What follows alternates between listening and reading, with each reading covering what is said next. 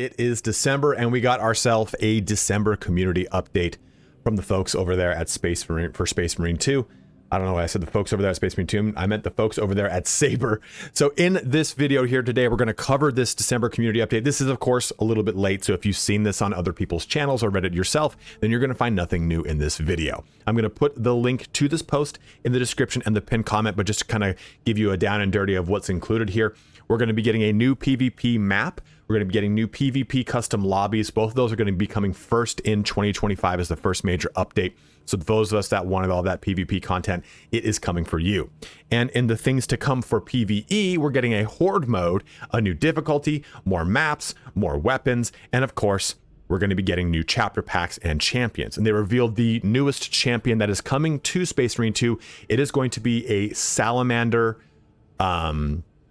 sniper, skinned sniper, and they explain why they chose Salamander as a sniper and not Raven Guard, and we'll go into that conversation later in the video. But that's honestly the down and dirty of this entire video. I just wanted to give you an upfront breakdown of it, and if you've already read this or seen this, then you probably already know all this now.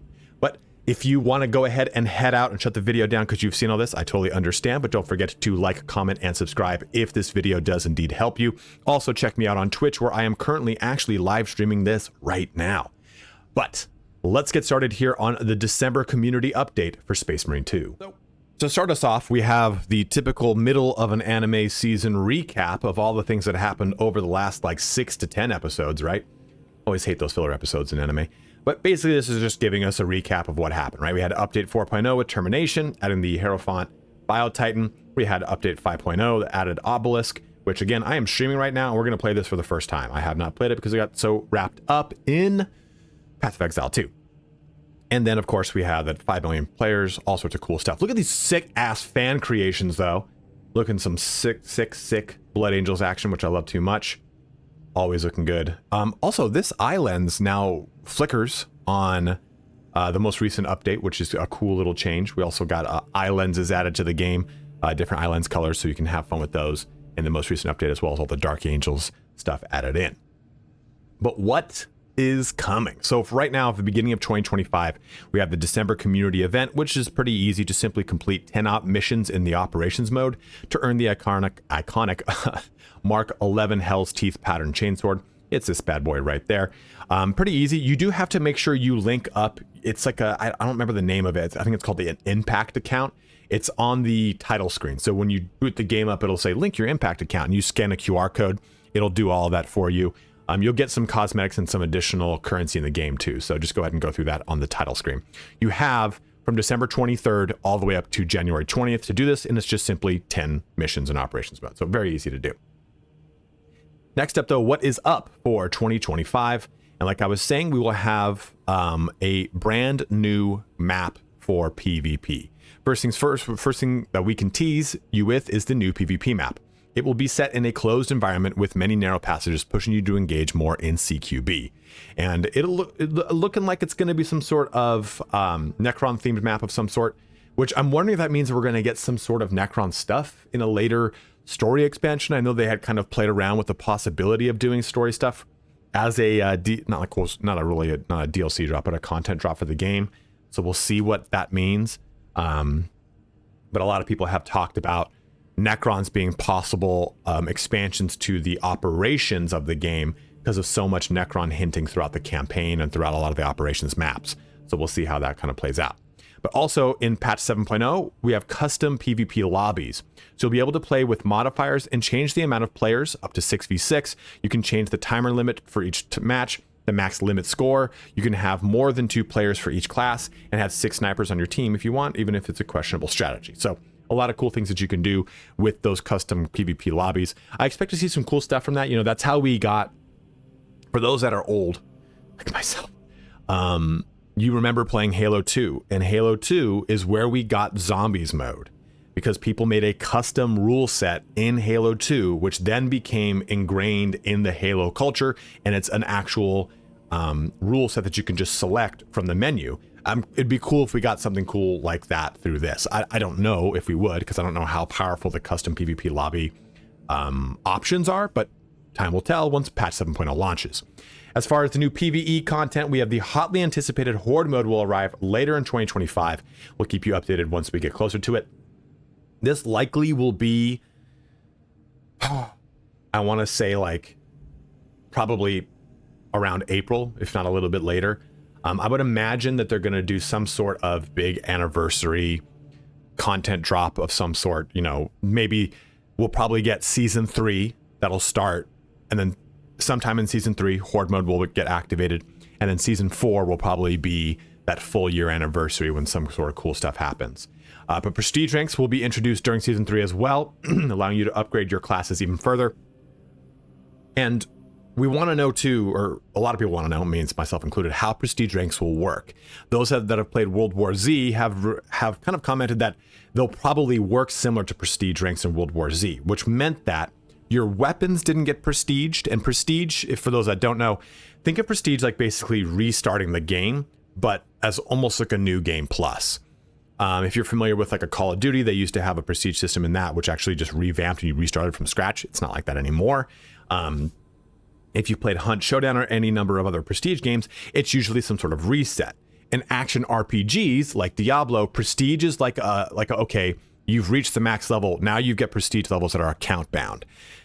I think what we're going to be seeing here is your weapons will not reset, but your character's level will reset. And by doing a prestige, you have the chance to improve your character's talents and choices.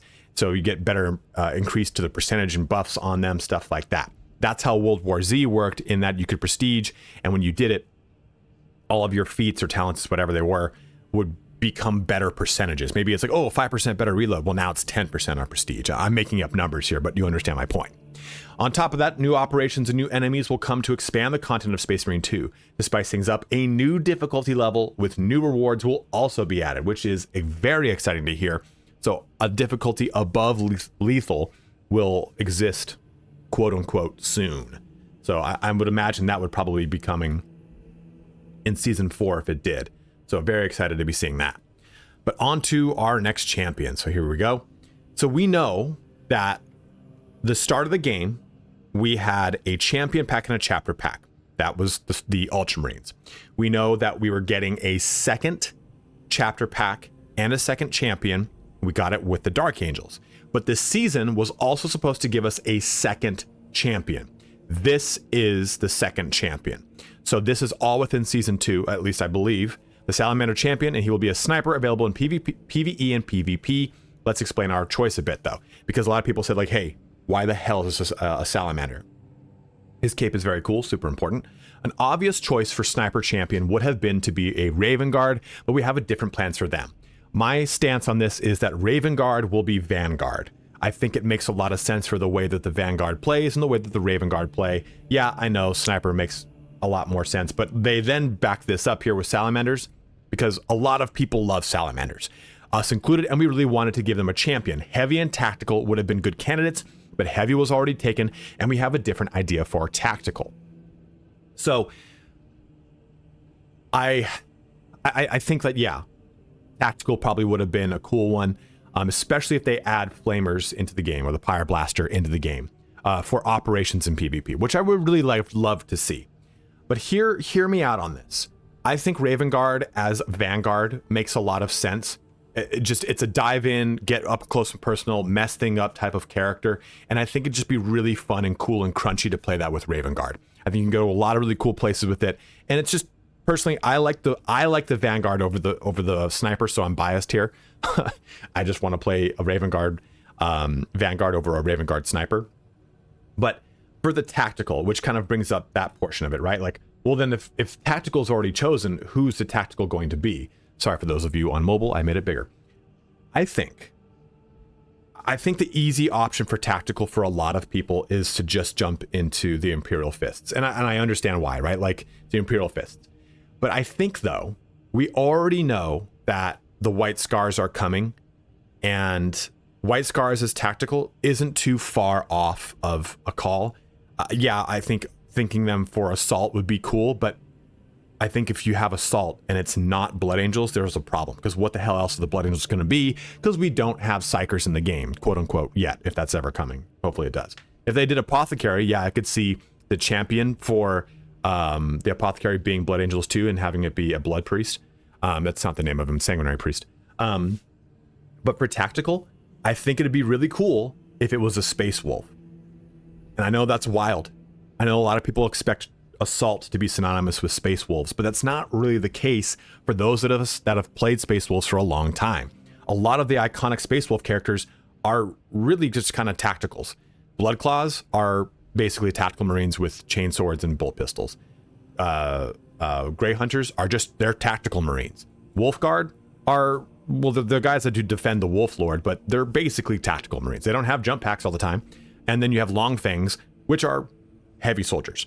Yeah, they do have their own fast attack unit. Sure, yeah, okay, whatever. But still, what I think is you make it a Space Wolf Tactical, and then you give the Space Wolf Tactical a weapon that is the Power Axe, and you bring the Power Axe from the campaign into operations.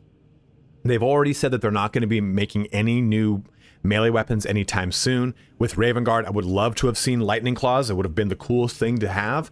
But if they're dead set on doing no melee weapons anytime soon, the Power Axe is not a new melee weapon. It exists in the campaign. You start off with it, right, in the tutorial. So just port that bad boy over. Give me like a lucky rabbit's foot on the end of it, and boom, you got yourself a Space Wolf Power Axe. So there's my stance on that, and hopefully we get what the Raven Guard are going to be in the future, because they've also said for new customization, we'll be adding the Mark 6 Corvus helmet, the Beaky as we all know it, throughout the year to represent more iconic chapters of Warhammer 40k universe.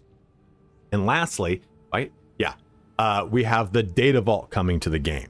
The Data Vault will make its entry on the Battle Barge next year, 2025, of course. It will consist of a new area with unlockable information on most elements from the game. Unlock them with a special currency earned through in-game achievements. We'll get back to you quickly in the beginning of 2025. Take a first look at it. I kind of don't like this. I don't know what this in-game currency is going to be. I'm sure it's going to kind of be like, think of World of Warcraft, right? And how World of Warcraft gives you a currency for completing achievements within the game. And maybe that's what's going to be here. And maybe those achievements aren't going to just simply be your Steam achievements. It's going to be like, blow up 10 Zangors with a frag grenade. I'm making stuff up here. If it's like that, challenge achievements, that could be pretty cool. But what this looks like is they're locking the encyclopedia behind a currency. And the encyclopedia being like, oh, you want to know more about Zangors and you're brand new to the Warhammer 40,000? Well, go kill 10 Zangors with a frag grenade and you too can unlock this in-game encyclopedia, which is something that I've always wished this game had, was an encyclopedia for people that are brand new and want to understand what the hell a Zangor is. Why does a Rubric Marine have stardust inside their head? You know, that kind of stuff. So this kind of seems like lackluster to me. But again, I don't know how it's going to be implemented. I don't know what's going to be behind the doors here. I don't know how all this works. So maybe this could be cool. And if these in-game achievements are also tied to cosmetics, that'll be fun. And that was one of the things that I was kind of weird about when it came to cosmetics for this game. Sorry, I apologize. My allergies are ripping me up. The cosmetics in this game are linked to progression, in that all you need to do is either complete PvP matches or have a successful operation mission. It wasn't like it is in, say, like Dark Tide, where it's like, okay, kill X amount of things within 5 seconds, or it's more challenge-oriented cosmetic, so that by having the cosmetic, it's almost like a badge of honor. It's like what we get with the lethal cosmetic helmet with the blown out eye, or all the lethal cosmetic knee pad decals.